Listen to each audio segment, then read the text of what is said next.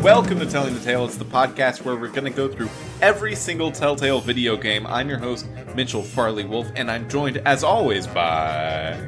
Dustin Cornelius Jackson. Dustin Cornelius Jackson, how are you doing today?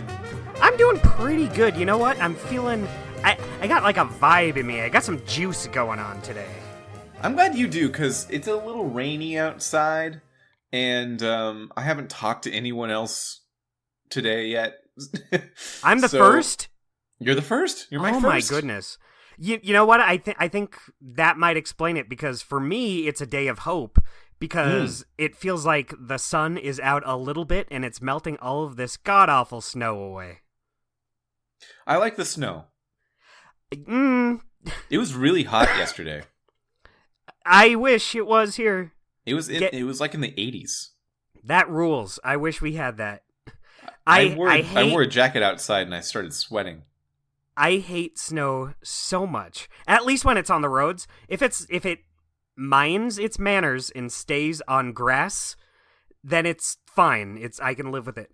But we had so much snow over like the last week that there was just no getting out of our driveways, and the roads are better today, which I'm so thankful for, but boy, is snow. Any winter, I'm so nervous that we're going to get like the worst snow ever, and boy, did we get it this year. Maybe you need to just get into some winter sports. You ever just snowboard? You ever ski? You're right, Mitchell. The problem is me. Yeah, I think so. But have you ever snowboarded or skied? I have not. Well, then it does fucking sound like it. I just want to be able to drive, Mitchell. It just seems like you haven't tried to enjoy yourself, so you aren't. You suck.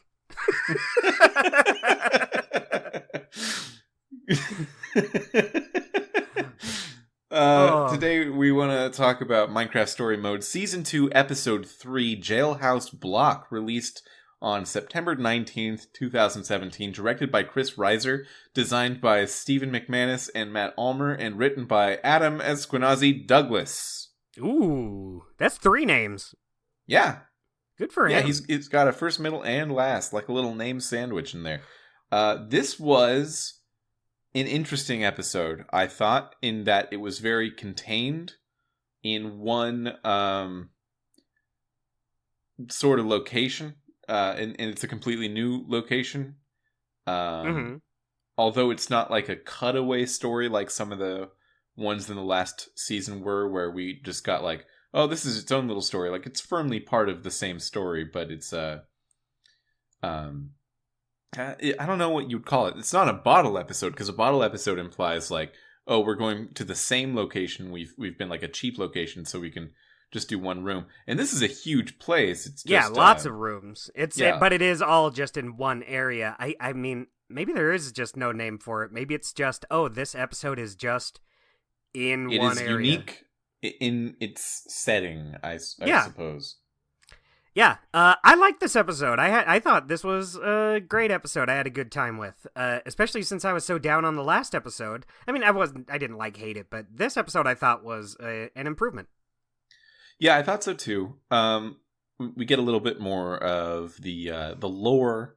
We get a little bit more characterization on what the admin's all about. Mm-hmm. Our main characters develop a little bit further. There is a choice where you have to either save a person or a llama. Yeah, it's really got everything. It's quite a choice, and I will say it is a choice that made me think. It made me think for a second, and what I was mainly thinking of was, could this possibly be more complicated than I think it is? See, I thought it was I going should definitely save the guy, I think. Why not? I asked myself, and I couldn't think of a reason, so I did it. Yeah, I mean, I guess we can just jump right into it. We're already beating around the bush. So you have to choose to save either Nerm or Luna the llama. Mm-hmm.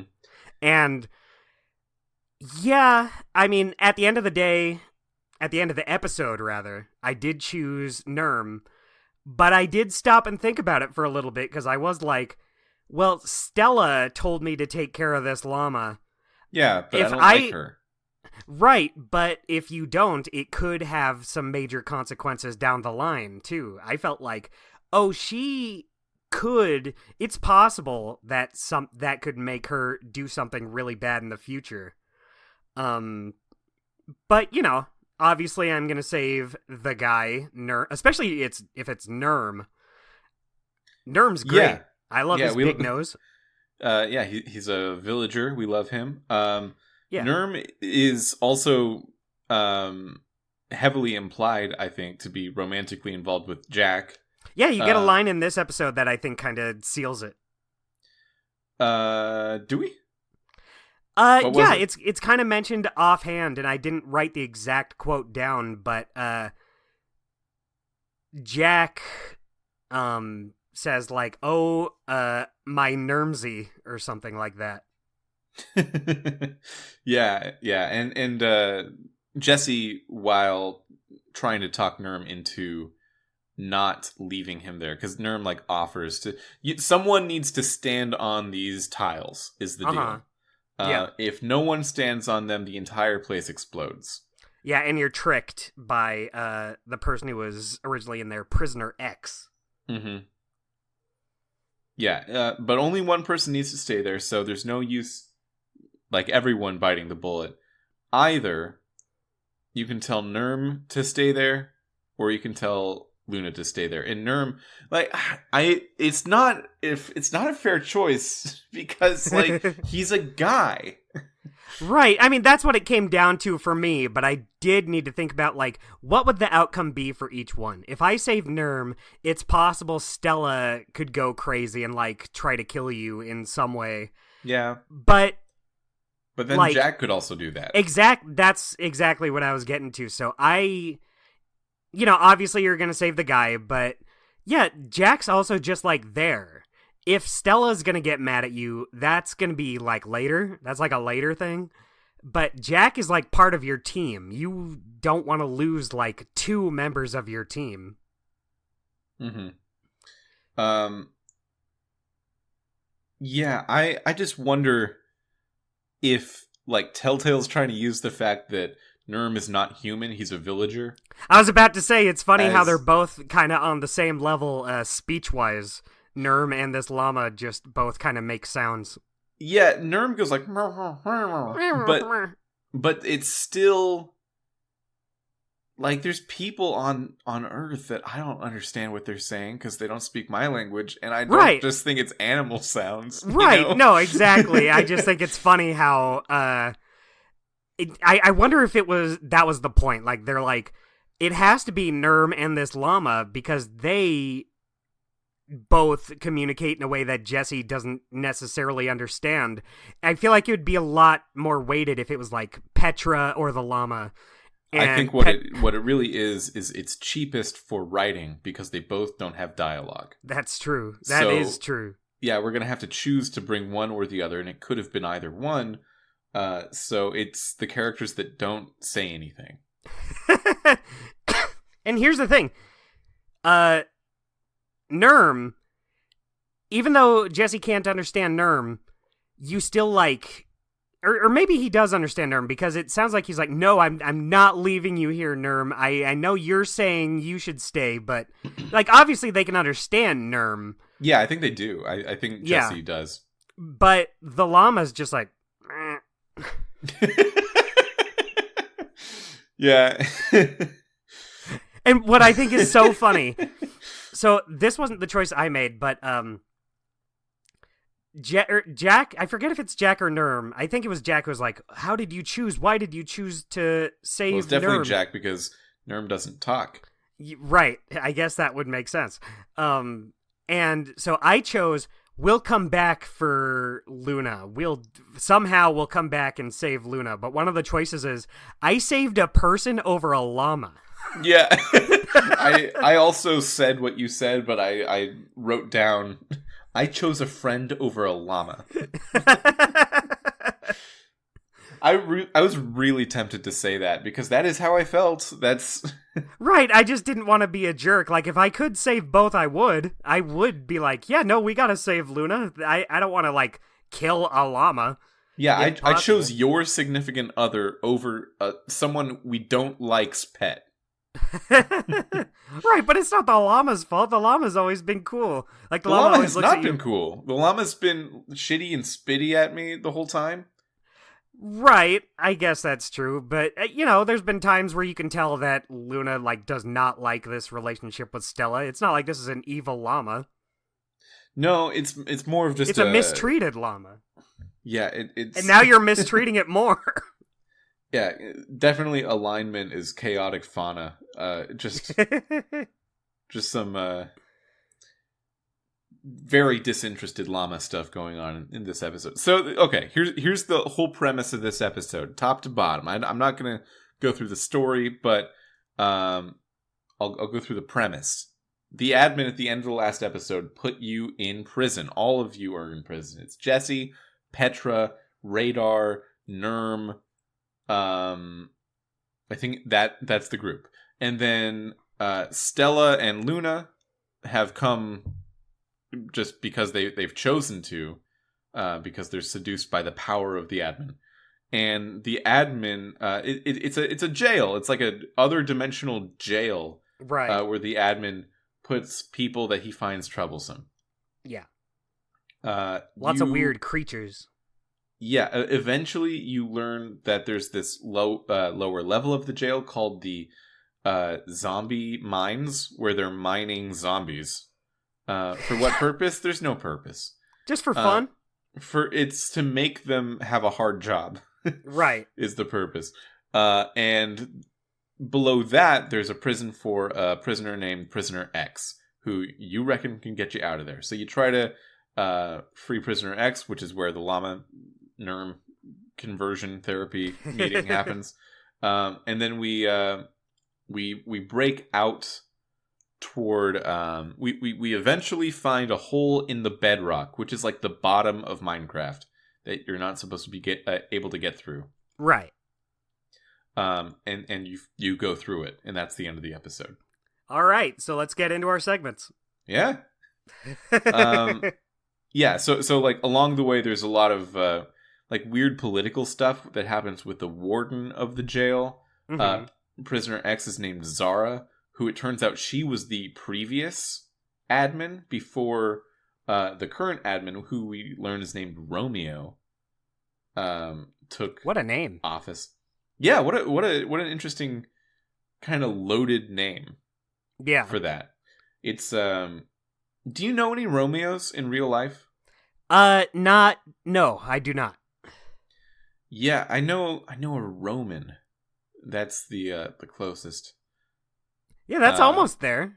I know I've met a lot of people named Juliet. Juliet seems to have kept its name status. But yeah, like as a name, if you say Romeo, I'm only going to think of Romeo and Juliet. Or like a sarcastic, like, way to go there, Romeo. Yeah, but that's still like, you just fucked up on a relationship thing. Yeah, exactly. So still hearkening back to Romeo and Juliet. Right. Yeah. But, like, that's probably, like, the most common use for it I would hear these days, and even that's not, like, something people say a lot. Yeah, like when someone's being a Romeo, they're trying to be romantic, or dating a 14-year-old. It's one of the two. And the admin doesn't feel like nothing we've been given so far implies the use of that name. So it's an interesting narrative choice, I guess. Yeah, I mean, I guess he has to be named something. Yeah. What if it is just like, well, we could name him Romeo or Richard? Yeah, I mean, well, if it was Richard, I wouldn't have asked this question. Right. What? Maybe it could be Richard. Yeah, maybe they just wanted like a name that's a little unconventional. Yeah, a name to make him stand out a little bit. Yeah, it's got a bit of a flair on it, and he's got the he has a theatrical edge to him, this character, so that makes sense. Yeah. Yeah. What'd you think of the setting? The Sunshine Institute is the name of the prison. They hate the word prison, but it's a prison. So I liked it. I think we were worried last episode that it was just going to be like another temple.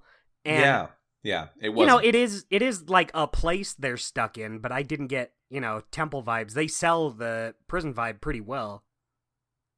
Yeah, it feels very different from a temple. Until they go to the Prisoner X cell, that feels like a temple. Right, but I can forgive it for like 5 minutes.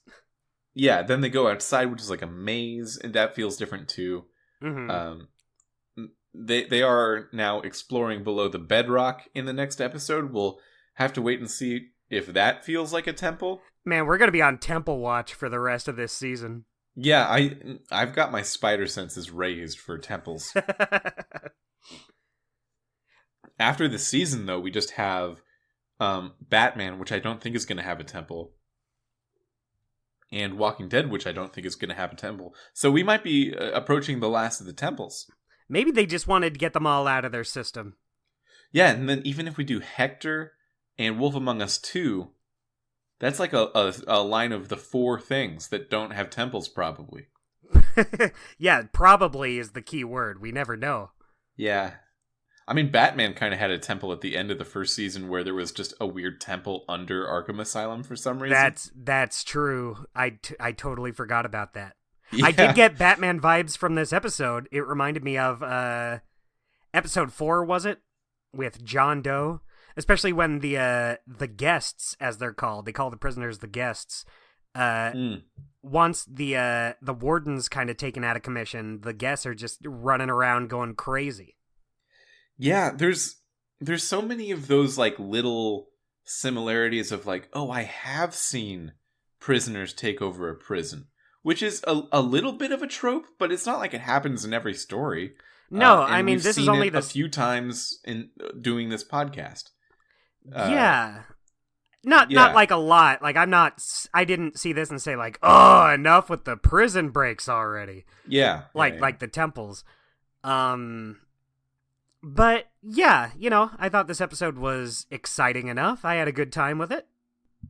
Yeah. Is that what we're here to do? I had a good time. Have fun? Yeah. Yeah. I'm here to have fun. Some of the prisoners here are kind of like, they're kind of my least favorite kind of a reference. Oh, really? Where it's just like, oh, this character is supposed to be this other character. Oh, sort of. Yeah, like that painter guy. Yeah, there's a painter prisoner who is Bob Ross and talks, not really like Bob Ross talks, but kind of in a way, it feels like an impression of impressions of Bob Ross. Right. Where he's just talking about happy little anything. Where Bob Ross called a tree a happy little tree maybe once, and then that's like his whole this guy thing is like now. every sentence. And then there's another guy who's definitely Morgan Freeman from Shawshank Redemption, but he's not acting like Morgan Freeman in that movie. He's just being a narrator, like Morgan Freeman also is sometimes. Right. Sometimes. Yeah, and then one of the Oxblood, I think is his name. He just is Hellboy. I thought that the whole time. Yeah, and it like doesn't come up that like he is Hellboy. Like, you have Hellboys in this? There's just Hellboys in Minecraft? Yeah. Yeah, I mean, that's what it is. There just are Hellboys in Minecraft, I guess. Yeah, it's weird. It's weird choices all around. I will say I like Oxblood, though. He had more to his character, at least. Yeah, I liked Oxblood. There's a moment where you find out that he's got, again, a Shawshank Redemption thing, a secret like tunnel coming out of his cell. And in that tunnel coming out of his cell, he keeps a mushroom, which is a cow that grows mushrooms on it. And he loves this mushroom more than anything. Yeah. And like later in the episode, after you go and rescue Prisoner X, you come back up and you just see him like strolling along in the halls, and he goes, Geoff, that spells my best friend. Just talking about his mushroom friend. I wish he became part of our team. I would have loved to have this guy along with his mushroom, Jeff. Yeah, that's, I believe, the first time and only time you're given the context of what his name is, too. The mushroom, I mean. Yeah. Yeah. You would not have known his name as Jeff, spelled weirdly, if not for the fact that he sings a song about it. I'm glad he came and sang us this little song so we knew who his best friend is. Yeah, he's great. Yeah. So there's a line. I know we don't do linguistic gymnastics as often anymore, but boy, one line just killed me in this episode from Radar. So at one point, the warden is telling him, like, oh yeah, we have your dumb little friends here to make sure you don't act out of line. And so he calls up Radar, and he has something called the Iron Breath Taker. And he's going to put Radar in it. And Radar sees it, and he just goes, oh, gulp! He does a fake gulp. He says gulp in a panicked fashion. Yeah. Radar is starting to really, like, I'm not a fan. That's so funny. I'm Team Radar all the way now. Radar goes through a mini fake character arc in this episode where he decides, because he's kind of a weakling and you need to fight over food in this place in order to eat, he's like, I'm gonna man up. I'm gonna tie a bandana around my head. I'm prison Radar now. I'm different. And, like, it lasts maybe 3 conversations, and he keeps going like, yeah, you gotta toughen up or get toughened on. I don't know. Yeah, and, like, that's... Get tough or get the hell out. And I would like to leave. Yeah, it was... this character annoys me now. I get because, that. Like, it started with a guy... Like, Radar was originally pitched in this game as, like, hey, this character is a little weak and a little cowardly, but they have real aims for becoming a hero and respect heroism, and they want to, like, put the work in. Right. And they want more responsibility so they can prove themselves. And I thought that was great. I love that. And then now it's like, Radar actually is a little weakling. Hey, and he's a little trying. shitty. Yeah, he was given opportunities to prove himself, and he's proved that, no, you were right. Yeah, I get that. I don't know. He's making me laugh. I liked his fucking gulp. Also, Petra was in this whole episode with me, although... She was not for me, but she did show up halfway through. That makes a ton of sense. I hadn't thought about it that way because for me, the admin's new, like, carrier of the gauntlet he's trying to be friends with is Jack. Mm-hmm. But for you, it's Petra, I guess, right? Right. Yeah, I doubt anything significantly changes because while Petra's in the prison, I was thinking, like, yeah, she's here, but this character's really been relegated to the background, huh? And now that I'm thinking about it, like, oh, yeah, because it could have been a different person. Right. That's why she's not doing anything at all. Yeah, so for me, Romeo was, he shows up about partway and he's like, gotta say, Jesse, not a fan of what you're doing here. And he brings Petra with him and makes Petra fight Jesse. So she fights him a little, but then she's like, hey, Jesse, trust me, I'm gonna back up towards this, fuckhead, and we're just gonna both stab him at the same time. Yeah. Yeah, so that happens. Romeo poofs their swords away and says, no, actually, you're not. Sorry. Yeah, Jack does the exact same thing. It's, like, down to the wording. And I doubt anything afterwards is that different. Yeah, no, I don't think so. The Romeo himself takes the gauntlet back, and he transforms himself into Jesse at that point. And Patton Oswalt, I think, does a really good same voice, different use of that voice Right. Same character. voice, but now I'm evil. I'm secretly evil under the skin. Yeah, he does. He's good at malice, which I really wouldn't have expected from Patton Oswalt. It's not his typecast, I guess, but yeah, it's good. Yeah, you don't hear him as like actually threatening villains very often. Yeah. Yeah, and that's sort of the status quo. Romeo is gonna go to Beacon Town and rule as Jesse because everyone loves Jesse, and I think you're kind of getting the sense like, oh, his whole thing is just he wants to have friends and be liked, and he does not know how to do that. Right. Yeah. And meanwhile, the crew is exploring below the bedrock for some reason. We don't know why that is yet. But they were told to do that by Zara.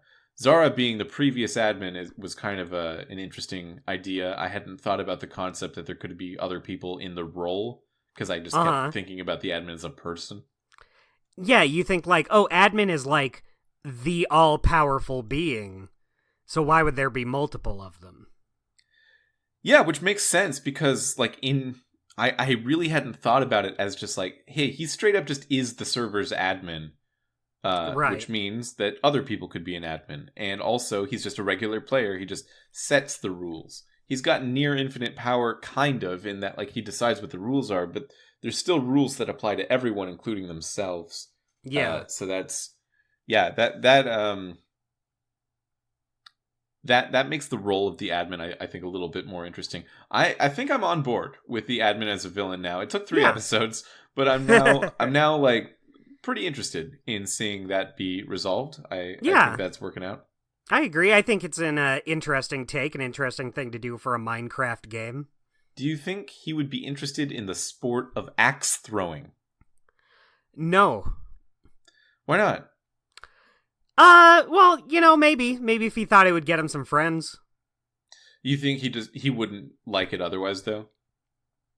Well, it's hard to say, because his whole thing has been like, I am going to set the rules. I'm going to make challenges for these people that are like big, crazy temples and stuff.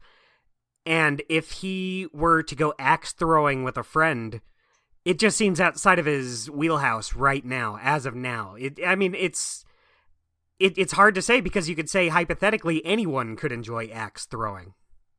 Anyone can enjoy axe throwing, and I bet maybe he'll take Stella with him. Yeah, because like that's the only other person that seems to put up with his bullshit right now. I don't think she would like it though. She'd be like, she would? "Oh, She would pretend to. She'd pretend to, and then she'd be like, "Oh, axe tossing, yeah, great." Well, axe tossing is when you've got some like axes on your bed, and then you just move them to the other side of your room because, like, I'll clean it up later. Right, you're tired. Axe throwing is a distinguished Celtic sport. Yeah, I think I can't see her enjoying doing either one. Okay. Yeah, I'm at a bit of a loss as to what else we can say about this episode. I kind of am too, which is weird, because I did enjoy this episode a lot, but it's just one of those like very straightforward episodes. You want to just hang out? Yeah, let's just hang out. Okay. This is pretty good. Yeah, do anything later today?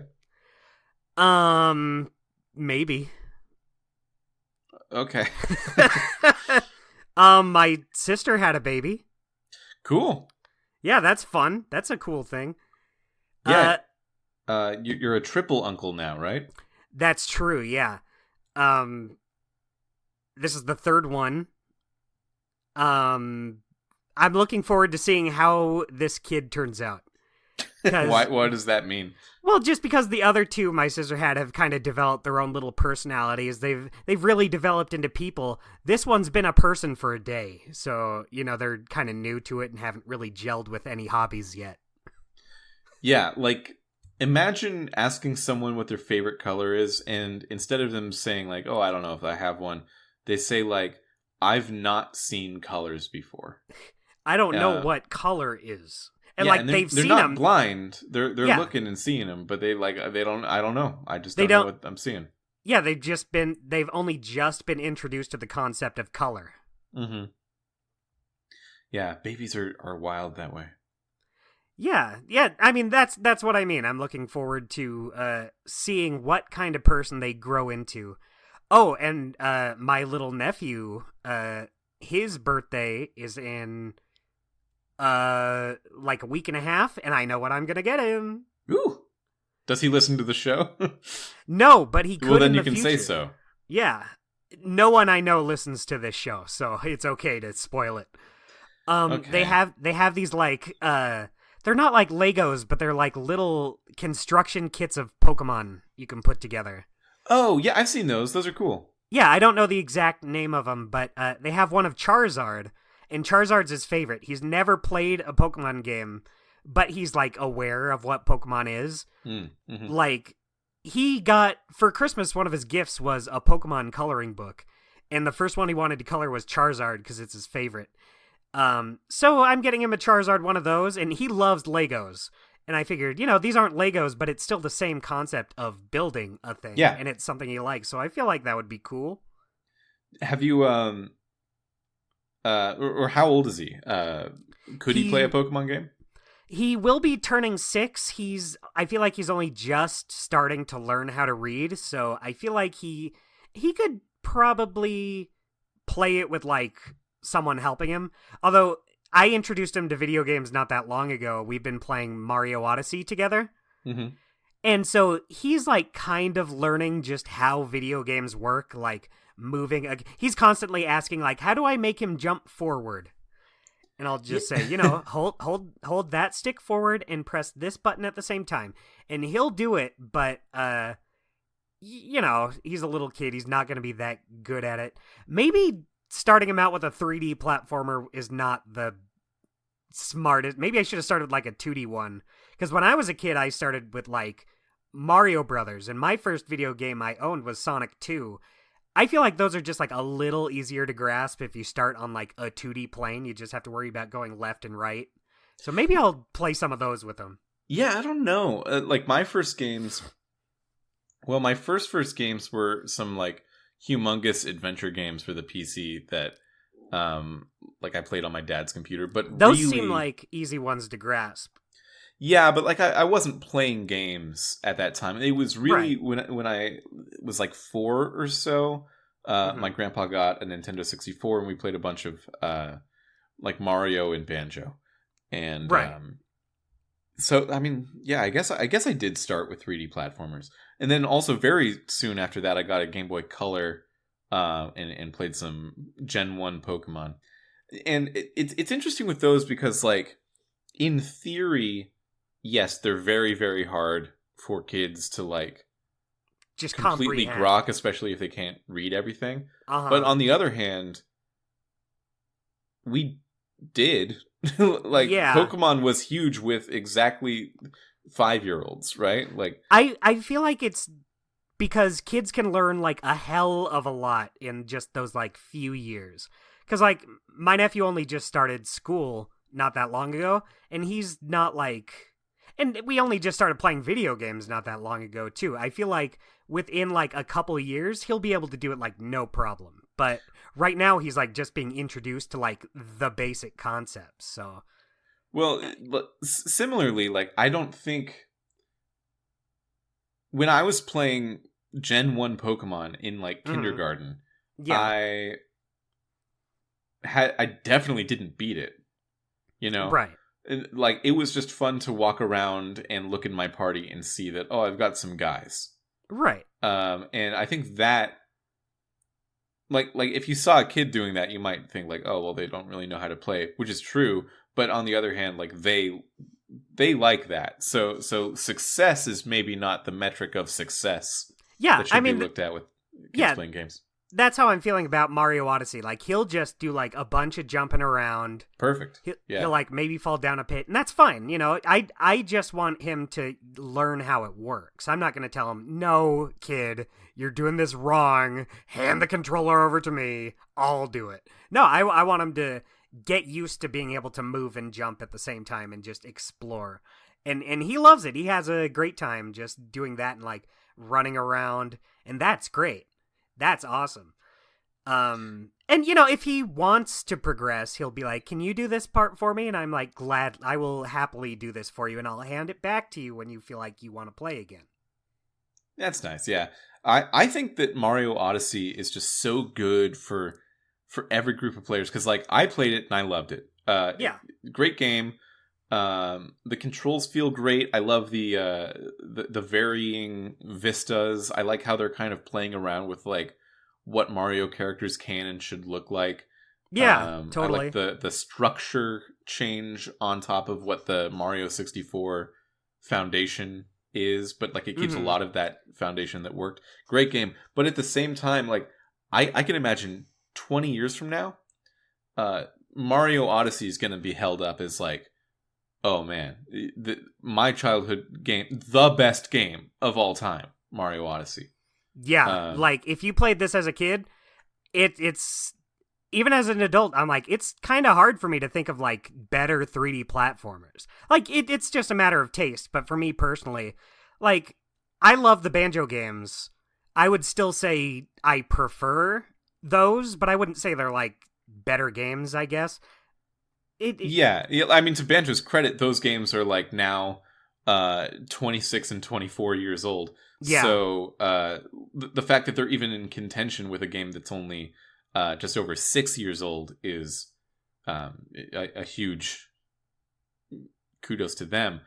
And really, I guess kind of a sign that maybe we haven't come very far with this franchise. Maybe it hasn't gotten enough entries in order to be like experimented in enough compared to something like action adventures or RPGs, which have completely changed and developed and improved and become more specific in like different subgenres within that genre. Yeah, but yeah, Mario, because like Paper Mario: The Thousand-Year Door is sort of over the last 5 years or so, I've felt it going through this process of it was liked when it came out for sure.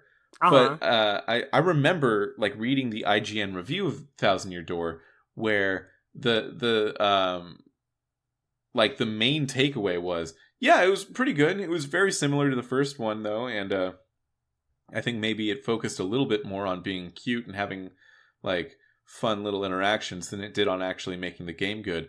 And I can see where they're coming from, especially like if I put my adult brain back and try to think, how would I now have experienced that game for the first time as a kid? Right. When it actually came out. But I also think it's missing the forest for the trees, and I think history is kind of proving me right a little bit there, because now there's so many people coming out and saying, like, you did not correctly appreciate Thousand Year Door when it was originally new. This is maybe one of the best RPGs of all time, and it is not talked about in that way. Right. Now that the kids who are growing up are getting to say it. That said, the kids growing up getting to say those things are often incorrect, and just sort of remembering how things were as kids, because we tend to forgive things more as kids. I mean, that's how it's always gonna, like, every generation is like that. Like the Donkey Kong series, remember how there was that backlash against Donkey Kong Country for a while? And then after that, you had the wave of people saying, oh no, Donkey Kong Country rules. What are you talking about? But, and, you know, I don't want to say like, I love the Donkey Kong Country games, but, you know, maybe it's possible for fans to maybe overinflate how good some things are sometimes. Like, the first Donkey Kong Country is maybe not the best game in the world. But, I think about, like, that same generation who was like, oh, Donkey Kong Country sucks. That's not Donkey Kong. What are you talking about? That generation also grew up on, like, arcade Donkey Kong and, like, Mario Brothers and stuff. And I don't give two fucks about those, but they did, and it's just comes in waves. You're going to get the wave of people who like a thing, and then the people who didn't like that thing will be old enough to start voicing their opinion, and then the people who grew up with them will grow up and voice their opinion. But I feel like once you get to that second wave of appreciation, it never really goes away. Because those people are adults. Well, yeah. I think now that this, like, to use Thousand Year Door as sort of the example here, Now that there's been this resurgence of appreciation, and especially now that during that resurgence of appreciation, we're getting a remaster of it for Switch. Now we are kind of cementing, like, oh yeah, this is good. People know that about this game now. Yeah. And I don't think that is going to go away. There are some things though that like sometimes when people who grew up on a thing are saying, hey, this wasn't appreciated enough, it is actually true. And sometimes it's like, okay, man, I mean, I get that you like it and that's very cool, but this is clearly a nostalgic thing for you more than it is actually a very good thing. Right. And, that's fair too. You can totally love it even if it's not great. Yeah, I mean, there's plenty of games I like that are just not that great. South Park Rally for the N64 is one that gets just... People hate that game. I see it like constantly on like worst Nintendo 64 kart racers lists ever. And I like it. I don't know, it just kind of worked for me. I grew up with it, but I can recognize its faults. Yeah, another one where I think it's like sort of the other category where if Thousand Year Door is proving itself and like turning people's heads like, oh, this actually is a very, very great game. Maybe the other camp is like the Star Wars prequels, where there's a ton of people now that love those movies, even though at the time they were ridiculed and lambasted, and long after their time, even like during the Disney buyout of Star Wars, the initial reaction from people was like, oh, thank God, we're going to have some better made Star Wars movies. And for the first few of those Disney movies, that actually was the popular take still. Yeah. But now we've got this like resurgence of people who grew up on the Star Wars prequels, and I count myself as someone who grew up on the Star Wars prequels. But like the sort of like YouTube thumbnail style defense of people didn't appreciate or underrated the Star Wars prequels. Good actually. Phantom Menace good actually.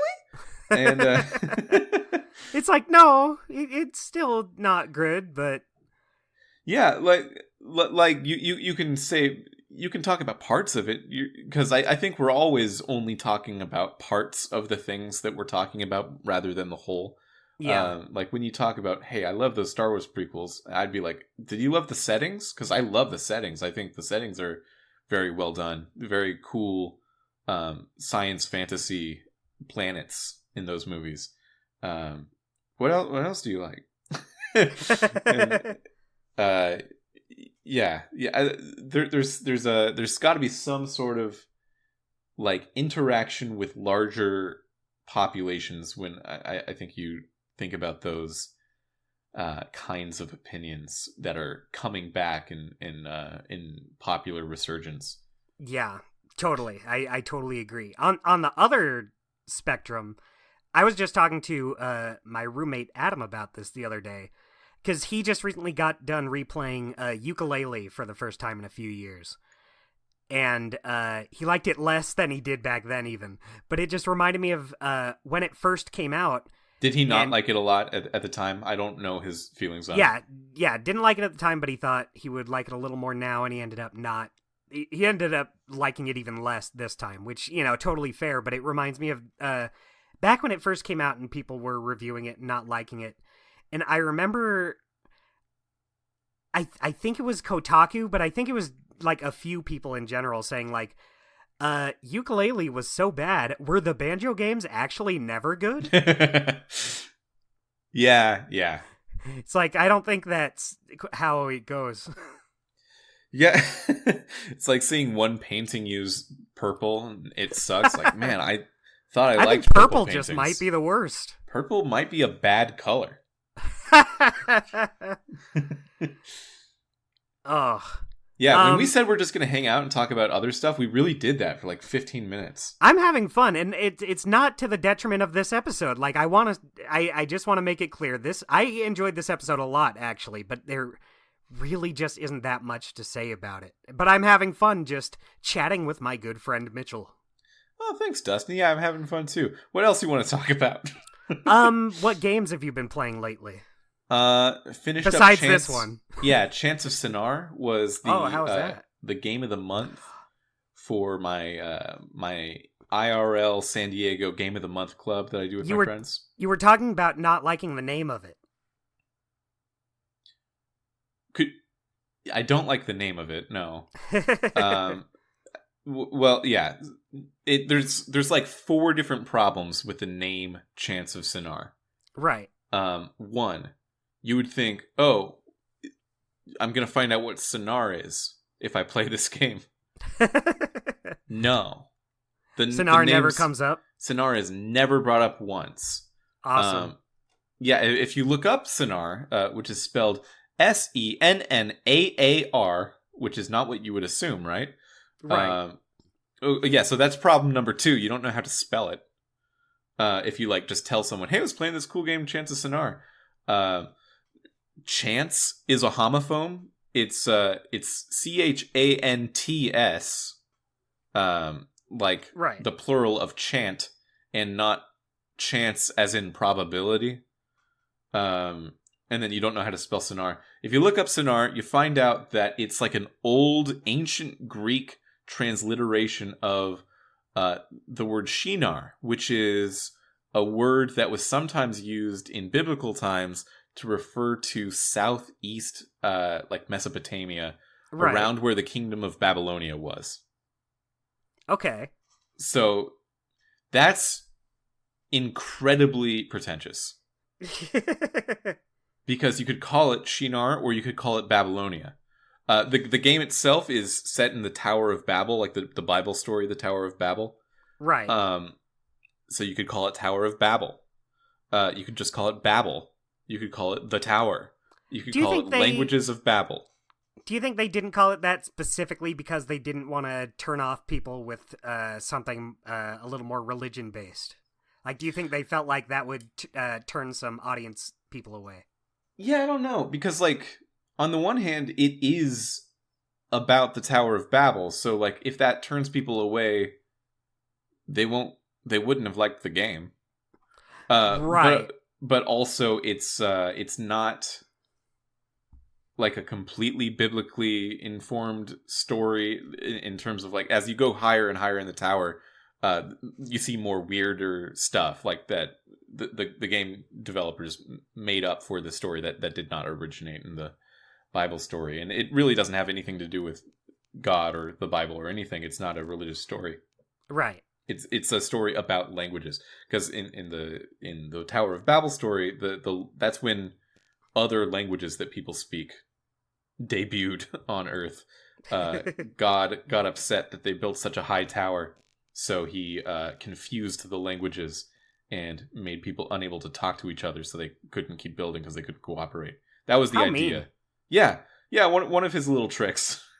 Just one of his little goofs.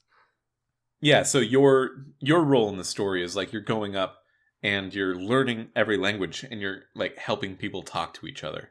And it kind of plays like a point and click adventure where instead of finding inventory items, you find meanings of words. Interesting. Yeah, and then like you use those to like on the spot actually try your best to translate what you're seeing. And you need to make judgment calls of like, oh, well, this language seems to put nouns twice in a row a lot. Maybe that's just how they do plurals. But then this other language like uses a symbol and then the word to make a plural. And this other language seems to be typing their sentences backwards, so it reads right to left. So you just need to like you actually have to figure some of it out, which is pretty cool. That's cool. I like that. Sounds like a very unique idea. Yeah, I think it breaks apart a little bit, just a little bit. It's still a very fun game, and I would recommend it. But it breaks apart a little bit where it asks you to confirm that you understand the meaning of some glyphs. And usually I had a good idea of what they meant when that prompt would come up to confirm their meaning. But sometimes I didn't. And then at that point, it was just guess and check. And then you can brute force the puzzles really easily. And like at that point, I stopped feeling like I was translating anything, and it stopped feeling like it was about language. So that was a bit of a bummer when that would happen in the game, because That's too bad. It feels like the whole rest of the game is very focused, and then that bit feels like an unfocusing. Do you think they just like ran out of time to put more thought into it? No, I think it's a genuinely difficult problem to solve, because the alternative is that you can never confirm what things are. Right. And that would upset people. That would upset people. I think it is like if they were just kind of being a little braver about it, and they didn't mind losing a couple of players to make the thing a bit more powerful. Right. I think they should have gone for it, but I get you. Yeah. Well, it sounds like you enjoyed it overall, though. I enjoyed it overall. I would recommend That's it. good. I would recommend it to anyone who's interested in like new takes on puzzle adventure games. Yeah, that sounds like something I'd want to give a try at some point. Sure, yeah, I think you'd like it. Yeah. Yeah, what you've been playing? You've been playing Lost in Random, and you've really liked it. You've been evangelizing it. I have not felt this way about a video game in a long time. Like, I just head over heels in love with this game. And every time I bring it up, I'm really worried I'm overselling it, because it also seems like a game that could easily just not appeal to other people. Like, I have a friend who started it, and then they just hated the combat so much that they never picked it up again. And that was too bad, but I get it. I don't want to say it's like for everyone, but for me, it really worked. It's about a girl who lives in like this Tim Burton-esque styled world, weird creatures, very whimsically dark, like a dark fairy tale. And her sister gets kidnapped by the queen of the world, and so she has to save her. And you have like a companion who's like a walking little die, and you toss the die and roll a certain number, and whatever number you roll is how many points you can use for like cards. You have like a deck of cards, and so like let's say you roll a 5, you have 5 points to use on any cards in your hand, so you can like let's say like the sword card is like 1 point, so you can use 1 point to give yourself a sword to attack these other guys. And so like there's a lot of combat sections like that, but there's also a lot of just like side quests and a lot of exploring the world and just talking to characters with really fun dialogue, like really fleshed out NPCs. And it just really landed for me, and boy, do I love it. That's awesome, man. Yeah, I'm really trying not to just replay it again, because I made a promise to myself that I just wanted to focus on my backlog. Like, I didn't want to replay any games right now. So after that, I started playing Sackboy for the PS5, which just real quick, good. So I can put this out there. Just okay. Full disclosure: Lost in Random is an EA game. And I work at EA, and am not officially endorsing nor rejecting any part of it. You know, just putting that out there so people understand. That had nothing to do with it. Where the opinions of this podcast are coming from. Yeah, I didn't know it was EA when I bought it, and when I did know it was EA, I totally forgot you worked for EA. So that happens sometimes. Yeah, but now I've been playing Sackboy, and it's been pretty good. A little frustrating. It's one of those games that, like, it starts out pretty easy, but then as it goes, it gets more difficult, which is fine. You know, that's how a game should be. But it's gotten to the point where I've found myself just getting more frustrated with it. Where, like, I'll be on, like, one level for, like, 45 minutes, because they have challenges like stay alive the whole time, or collect this many collectibles, find all these things. And it gets frustrating, A, because I don't like replaying a game like a level multiple times, like all in a row. And it is on me. I could just choose to not do that. But, you know, also I don't want to have to come back and replay this level again later. I don't want to, like, okay, I went through the game once, now I have to go through the whole game again to get everything. So it gets a little frustrating, but I'm having fun with it. It's very visually fun and great music.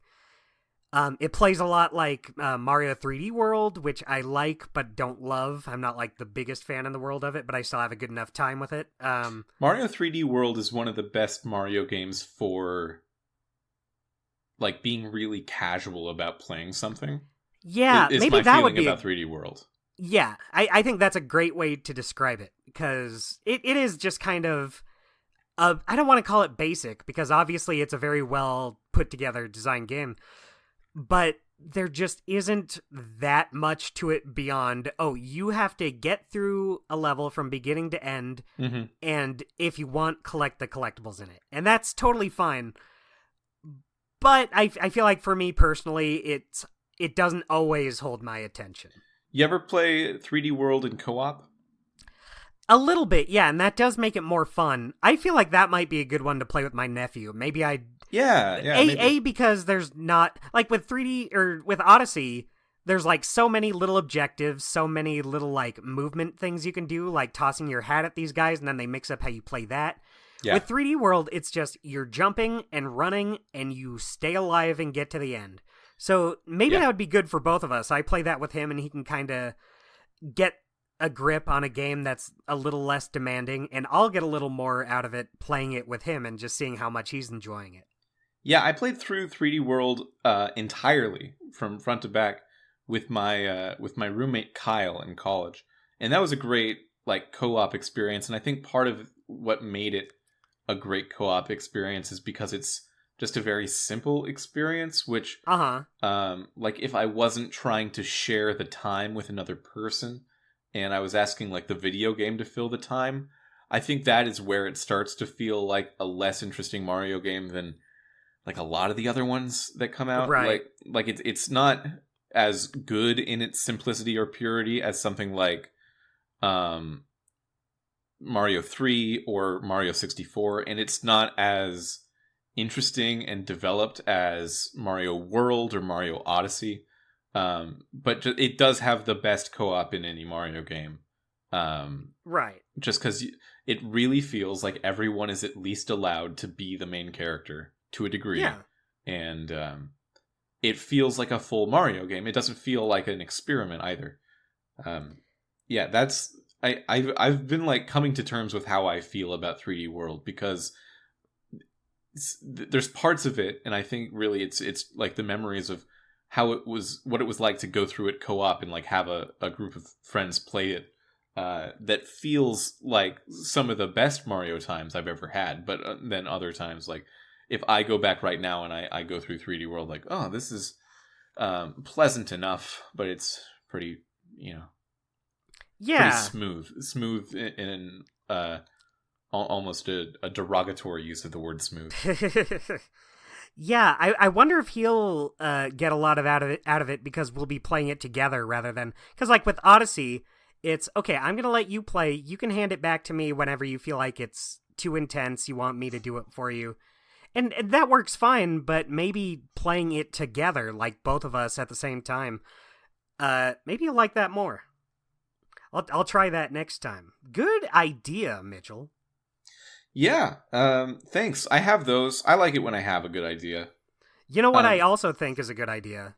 Segments? Doing our segments. Okay, yeah, let's... Wow, I feel disrespectful. I feel like do too, I've because been I a like little this disrespectful. episode. Yeah. It sucks that I'm kind of slagging it off, but there really just isn't that much to say about it other than, yeah, it was a good little Prison Break story. It feels like something that's going to be referenced with power in the next 2 episodes of this season. Yeah. It's going to be useful in telling the story, but it's a middle chapter in which middle chapter things happen. Exactly. It's here to connect to the bigger things. What was your golden moment? My golden moment is Oxblood's song. That's yeah, just mine so too. good. Mine too. That's my best friend. Yeah, and like I thought this episode was good. Like I'd put it in like the upper collection of Minecraft episodes, but just, that's the moment that made me laugh. But this episode has a lot of nice little moments. Like I liked the whole escape at the end. It was exciting enough. The fight with the 3-headed ghast was that was good. I had so there was a 3-headed ghast in the maze that like guards the end where Jesse finds the entrance to below the bedrock. And I wrote down in my notes like, Jesse's come a long way. Jesse's jumping around taking down giant monsters. Yeah, he just chose to. He's like, no one else come up here. I got this. You guys don't want to get hurt. Yeah. Yeah, it was cool. It was a cool little scene. I like that it starts you off just reflecting the fireballs at it, but then you gotta actually start running. Yeah. Yeah. Yeah, that was a runner-up, but it's definitely the Jeff song. Yeah, so good. I really do wish Oxblood got to stay. And he's, just on the subject, he's also my weekly guy. Not just because of this scene, but he is just Hellboy, but I liked seeing this in this Minecraft setting. I was like, oh, just because he looks like Hellboy doesn't mean he doesn't look different in this setting. Like, he's totally different from anyone else here right now. Yeah, I mean, Hellboy doesn't have a mushroom, so yeah, he's exactly. different in that way. Like, I liked his whole deal he had going on. But, the stuff with the admin, what's her name? What's the name of Prisoner X? Zara. That's it. Yeah. She was kind of interesting. She's kind of a jerk. She tricks you into leaving Nurm or a llama. But she does, like, save Jesse during the escape. Yeah, but she also kills the warden. That feels like kind of a move that, like, if this were Walking Dead, it would be like, you are the Lily of this group now. Yeah. My weekly guy is the warden. Okay. Yeah, the warden's very good too. The warden's a strong character because you do get that sense of like, oh, he also does not want to be here, but he's really getting into the role. They don't get into it too much, but I feel like they do a good job, and like his vocal performance is good. Yeah, this is like, I think it's a subversion on a trope a little bit, what they do with the warden, where the warden is conflicted. He feels conflicted about like having to run this prison because he himself has to stay there too. He's a prisoner also. Yeah. But he's been put in charge of the place, and like he knows that if he steps out of line, he's going to be punished by the admin. So he just does despicable things like trying to keep everyone in line. I think he was going to kill Radar. Like he's a bad guy. Yeah, he was going to like suffocate him in that thing. But he is conflicted about it, I guess. And I think the subversion, like the normal trope would be this person eventually becomes courageous enough to help out the main character, probably sacrifice their life in doing so, and saying, now, run! But he doesn't do that. He's too weak. I think it's a much more realistic for like what this kind of character would do in this situation. Like, well, if you've been too cowardly to own up to your mistakes up till now, you still will be, right? Right. And like he's just a weak person, and the way that that's written, I think is pretty impressive from like a character building standpoint. Yeah, totally. It's not even like the same case, but it kind of reminds me of how in Walking Dead Season 2, Episode 4, it seems like you're really going to build up Sarah to kind of get over her deal and, like, be brave and tough it out. But no, she just dies. She just, like, falls off a balcony. Yeah. And that sucks. It felt really bad with Sarah because it's like, well, what the fuck? That sucks. But I think for a character like the Warden who you haven't grown that attachment to, it's like, it really works. Yeah, the character was designed to be here for just this episode. Yeah, and you appreciate it more with a character where you're not that attached to them. You don't really care to see them overcome where they're at. Yeah. Now it's just like their purpose is they couldn't. You've seen that this is a character who just couldn't rise above it, and that part of why it works is because you don't see it very often. I feel like in Telltale's stories, like you said, it is a subversion of the trope. Mm-hmm. Choice cut. It's got to be the Luna versus Nurm, right? Yeah, I wonder what the hell else could it be? What a silly choice.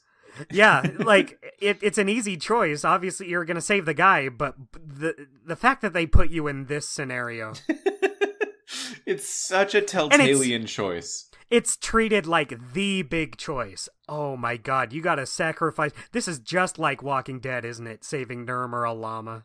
I think the reason it comes off a lot sillier than Walking Dead, in addition to the fact that it's a llama, is that like the saving one person over another part of that Walking Dead style choice, I think is very well maintained by Telltale in future games. Because that part is here as well, and it's working.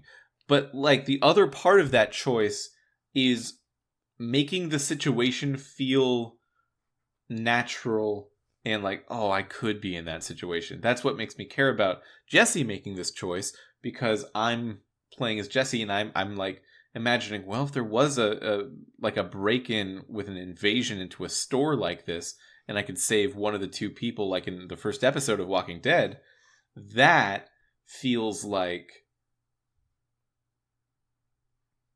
I mean, it can't happen because it's zombies, right? But like, you can totally imagine being in that situation. And I think the asking of the player to imagine themselves in this situation has become a lot heavier, because it is a lot harder to imagine yourself in okay, so you're in a prison, but it's like under the prison kind of, and there's a bunch of explosives on top of you, but they're held up in space, and you can step on any of the panels, and there can be any number of people here, but someone has to step on the panels, and you can't just put something heavy on the panels. It has to be a person. It has to be a person.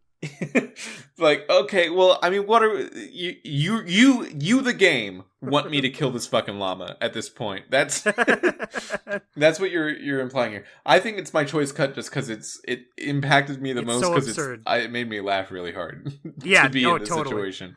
I could just imagine myself in this exact situation in Jesse's shoes. Yeah. All right. Well, that's been the episode, and also a lot of other conversations. Yeah, good. I felt like we talked about a lot of important points today. Yeah, we brought up a lot. Dustin, where can people find you? We've never done that. Yeah, it's been a long time. Yeah. So I am on Twitter, also known as X, I guess. I changed my username since the last time I brought it up, I think. I used to be Amazing DJ Dustin. Now I'm the Flying Dust Man. Oh. Yeah, I just liked it better. I don't like describing myself as amazing in my name. But you also don't fly. That's true. But, you know, so this one's more a play on words. It uses words. Yeah. Yeah, I'm probably somewhere.